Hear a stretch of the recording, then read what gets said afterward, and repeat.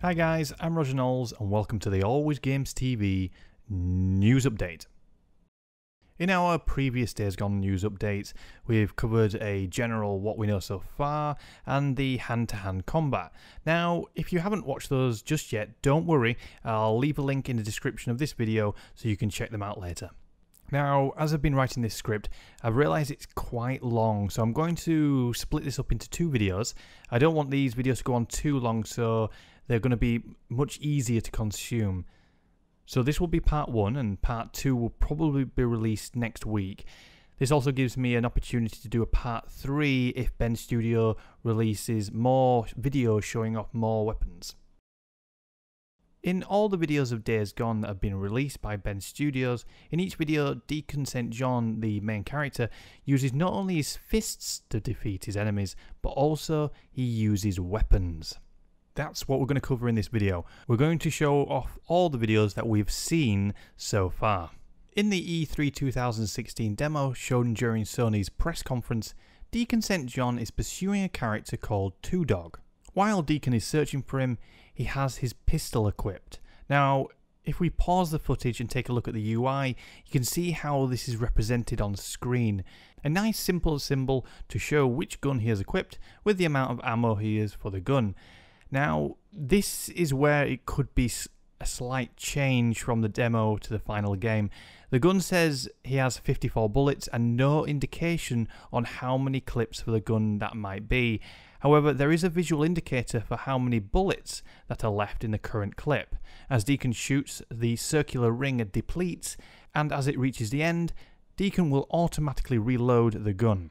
I can imagine this probably will be slightly refined in the full game. Before Deacon finds Two Dog, he scavenges under the bonnet of a truck and removes an engine part that he attaches to his gun and uses it as a suppressor. The visual gun indicator on the UI also changes to inform the user that Deacon has equipped a suppressor. Now Deacon only fires the gun once with the suppressor in this demo, and it doesn't show any other indicator to inform us that the suppressor has a limited use, which I can imagine it probably does. We will have to wait for further information until we can 100% confirm this.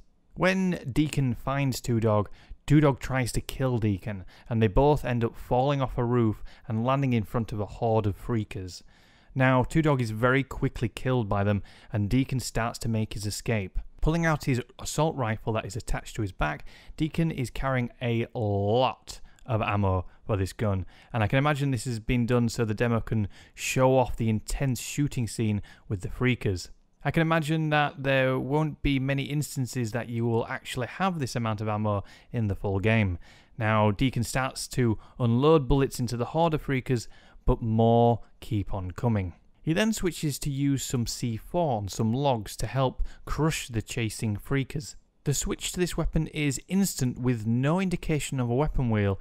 This might mean that weapons are perhaps linked to hotkeys such as the directional buttons on the PlayStation 4 controller. When Deacon places a C4, a green hue appears indicating you can place the C4 wherever you wish.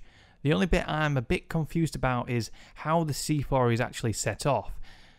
Deacon has switched back to his assault rifle when it does go off. This means either it goes off at a set time or a sensor base, meaning it could only go off when an enemy is near enough.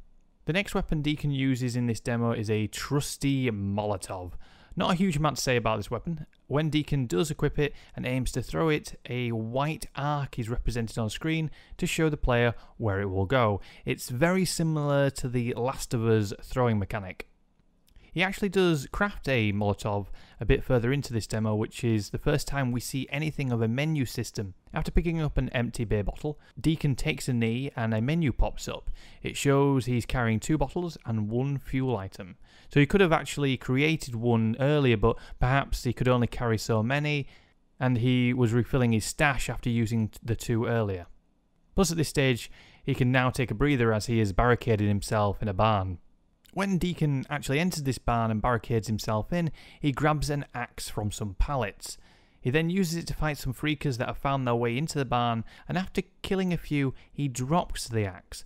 This might mean there is some form of decay on the weapon, meaning it might only be able to be used a set amount of times before it breaks and you need to replace it. However, that is me speculating. I'm only going off what we see in the footage. In the barn fight, we also see Deacon use his survival knife to take down a freaker that has grabbed him. This is actually a quick time event, so I'm not sure if Deacon can actually pull the knife out while fighting a freaker normally. I'm going to guess probably not. So that pretty much covers part 1 of weapons in Days Gone. In part 2 we will be covering a lot more.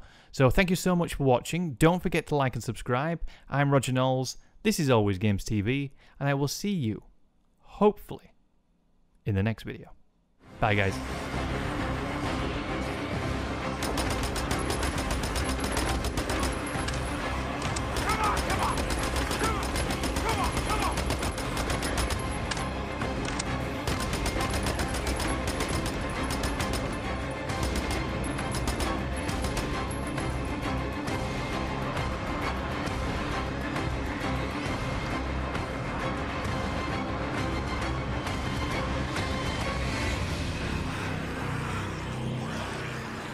Come on!